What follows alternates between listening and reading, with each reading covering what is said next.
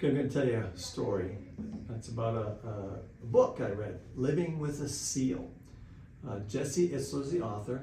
He's an author. He's actually a businessman. He's been, I think, part owner of some professional sports teams and done lots of different things. But in his spare time, he runs marathons and he does ultra marathons as well. So he was at this one event in California. It was a charity event, and you had to run 100 miles within 24 hours. But you were doing it with a team.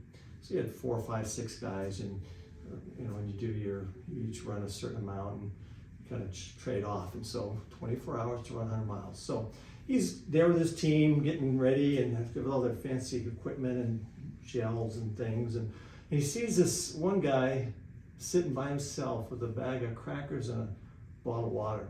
And he's thinking, where's this guy's team? There's no way he's doing this himself.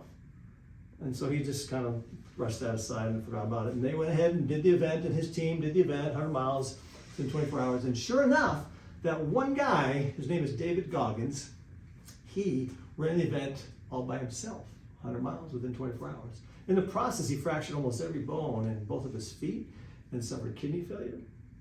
Maybe a little crazy, but he accomplished this amazing feat. So Jesse saw this, and a little while after the event, time had passed, he found out who this guy was, and he got his contact information. And Jesse's in New York, and he calls up David. He says, hey, I saw what you did at that event, and that's pretty amazing. Would you mind coming and live with me and my family for a month? I think we can learn a lot from you. So David agreed. So Jesse flies him to New York, picks David up at the airport, brings him home that night, introduces him to the family. Next morning, they get up to go to the gym. They get to the gym, and David asks Jesse, how many pull-ups can you do? Jesse says, I don't know, maybe 8 or 10. David says, go ahead. So Jesse gets up there and cranks out 10. About 45 seconds, David says, go again. Jesse says, okay. He gets up and he cranks out about 3. Whew. David gives him about 45 seconds and says, go again. Jesse gets up there and gets up about 1.5 is about all he's got left in him. So he finishes, okay, what are you doing next?